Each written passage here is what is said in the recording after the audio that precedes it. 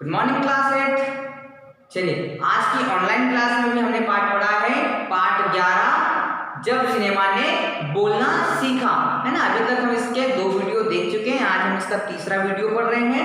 चलिए शुरू करते हैं पेज नंबर 64 से, है ना। अभी तक हम पढ़ चुके हैं 63 पेज तक, अब पढ़ते हैं 64 पेज से। नायिका जुबैदा थी, नायक थे विट्ठल। वे उस दौर के सर्वाधिक पारिश्रमिक पाने वाले स्टार थे, है ना। अब इस फिल्म में नायक कौन बने? विट्ठल। नायिका कौन बनी? जुबैदा। ठीक है, जुबैदा इस फिल्म की नायिका बनी, विट्ठल इस फिल्म के नायक बने। और विट्ठल बहुत ही प्रसिद्ध व्यक्ति थे, वो फिल्मों में सबसे ज्यादा पैसा लेते थे काम करने का, है ना। वो जिस फिल्म में काम करते थे उसका बहुत पैसा लेते थे उस समय के दौर में, है ना। तो विट्ठल बहुत पारिश्रमिक पाने वाले, अभिनय करने वाले व्यक्ति थे, स्टार थे। उनके चयन को लेकर भी एक किस्सा काफी चर्चित है। जब उनका इस फिल्म के लिए चयन हुआ तो उसका भी एक अलग ही किस्सा है, उसका भी एक अलग ही बात थी।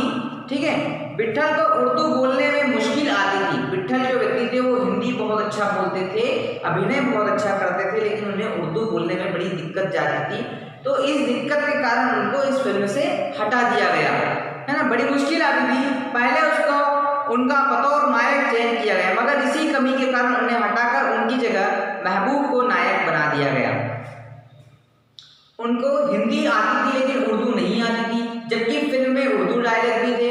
तो निर्देशक ने कहा कि भाई आपको उर्दू नहीं आ रही है तो आप इस फिल्म को छोड़ दीजिए, हम आपको इस फिल्म से हटा दे रहे हैं, आपकी जगह महबूब को हम इस फिल्म दे रहे हैं, क्योंकि महबूब को हिंदी और उर्दू दोनों ही आता है, आप नहीं बोल पा रहे हैं, कोई बात नहीं, है ना। तो यह बात से बहुत ज्यादा नाराज हो गए विट्ठल जो थे, वो इस बात से बहुत ज्यादा नाराज हो गए कि भाई मेरा अधिकार था, मेरा अधिकार मुझसे छीन लिया गया, है ना। क्योंकि इस फिल्म में जुबैदा नायिका थी, विट्ठल नायक थे, है ना। और विट्ठल जो थे बहुत ही पारिश्रमिक वाले व्यक्ति थे, मतलब उनको बहुत ज्यादा तनख्वाह दी जाती थी, तो उनका फिल्मी जगत में बहुत ज्यादा नाम था। यदि उन्हें इस फिल्म से हटा दिया जाता तो उनका भविष्य बिगड़ सकता था, बाद की आने वाली फिल्मों में भी उन्हें हटा दिया जाता, है ना।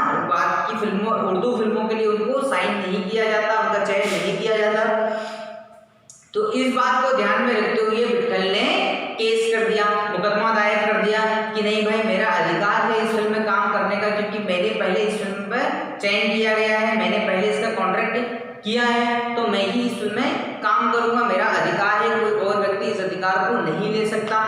तो उन्होंने मुकदमा दायर कर दिया। अब आगे बढ़ते हैं। उस दौर में उनका मुकदमा मोहम्मद अली जिन्ना ने लड़ा, जो तब के मशहूर वकील हुआ करते थे, है ना। अब मोहम्मद अली जिन्ना सन 1931 के समय के बहुत बड़े वकील हुआ करते थे, है ना। वो जो भी केस जीतते थे बड़ी मेहनत से जीतते थे, तो उनका नाम चलता था। ठीक है, तो यह उनका विट्ठल का जो केस था वो उन्होंने मोहम्मद अली जिन्ना ने लड़ा, और उस लड़ने के साथ में वो इस केस को जीत भी गए, है ना। विट्ठल मुकदमा जीते और भारत की पहली बोलती फिल्म के नायक बने।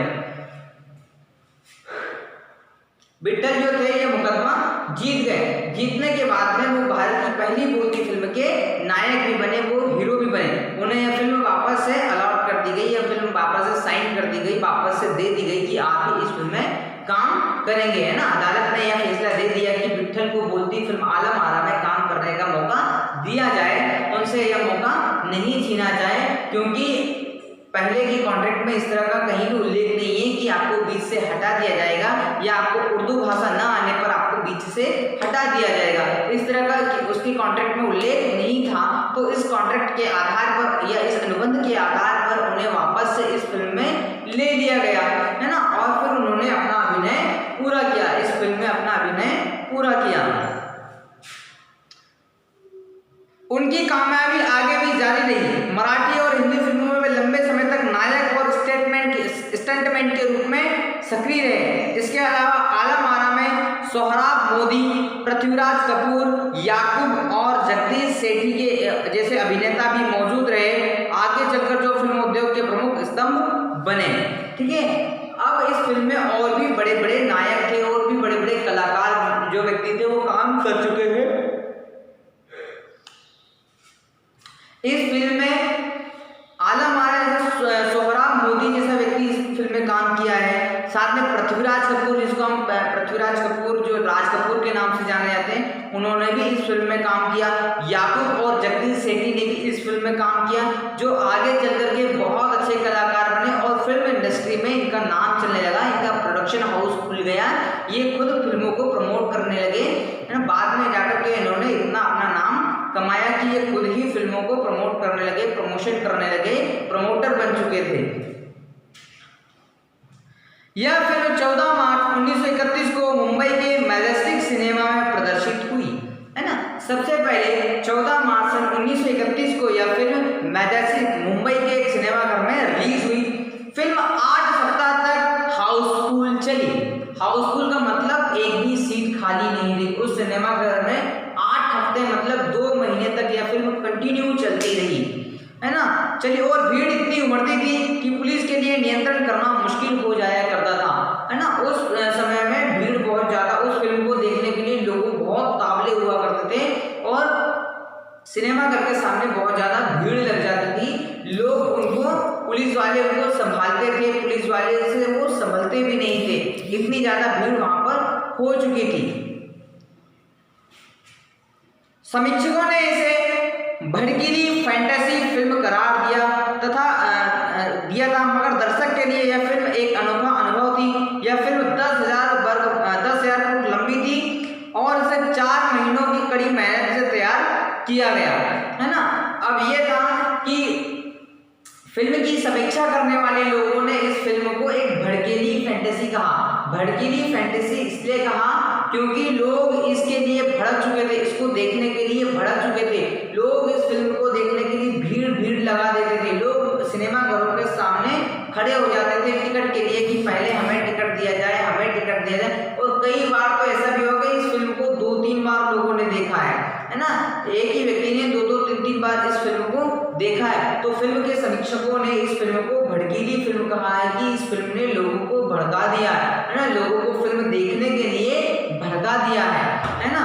तो इस तरह उनको भड़कीली फैंटेसी भी कहा है। लेकिन दर्शकों का अनुभव बहुत ही अच्छा था, दर्शक इस फिल्म को देख करके बहुत खुश होते थे।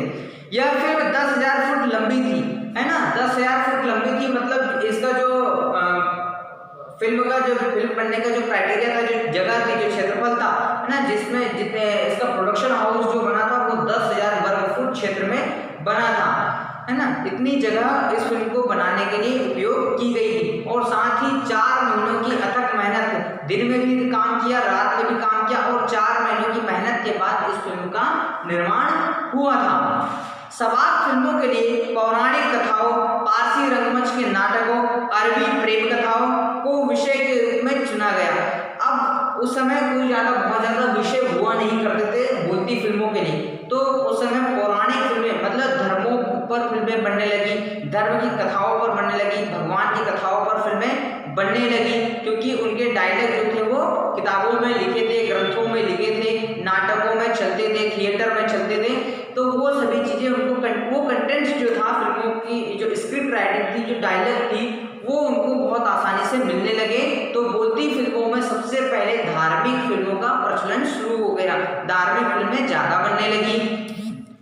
इसके साथ ही प्रेम कथाओं पर भी फिल्में बनने लगी। रंगमंचों पर जो नाटक तैयार किए जाते थे उन नाटकों पर भी फिल्में बनना शुरू हो गई थी। इसके अलावा कई सामाजिक विषय वाली फिल्में भी बनी, है ना। अब इसके अलावा कुछ सामाजिक विषयों पर भी फिल्में बनाई जाने लगी थी। ऐसी एक फिल्म थी खुदा की शान। अब एक फिल्म बनी थी इसके बाद में खुदा की शान। इसमें एक किरदार महात्मा गांधी जैसा था, इसके कारण संवाद सिनेमा को ब्रिटिश प्रशासकों की तीखी नजर का सामना करना पड़ा, है ना। अब एक फिल्म बनी थी खुदा, है ना, खुदा की शान। इस फिल्म में एक कैरेक्टर जो था वो महात्मा गांधी थे, मतलब महात्मा गांधी का रोल किसी ने किया था, है ना। जब महात्मा गांधी का रोल किसी ने किया था तो उसके जो संवाद थे, उसके डायलॉग थे, वो बहुत ही सटीक थे, बहुत ही कटाक्ष करने वाले थे, जो कि सरकार पर व्यंग्य करने वाले थे। उस समय हमारे यहाँ ब्रिटिश सरकार थी, तो ब्रिटिश सरकार ने उसका बहुत विरोध किया कि इस फिल्म में से ये डायलॉग हटाए जाए, जो ब्रिटिश सरकार का विरोध कर रहे हैं। क्यों कर रहे हैं? क्योंकि महात्मा गांधी हमेशा ब्रिटिश सरकार का विरोध करते रहे। तो उनका जो कैरेक्टर जिस व्यक्ति ने किया था उस फिल्म में, उसने भी उनके विरोध करना शुरू कर दिया। तो वहां पर ब्रिटिश सरकार ने अनुमति नहीं दी, उनका साथ विरोध किया कि ये डायलॉग इस फिल्म से हटाए जाएं। सिनेमा को ब्रिटिश प्रशासन को तीखी नजर का सामना करना पड़ा।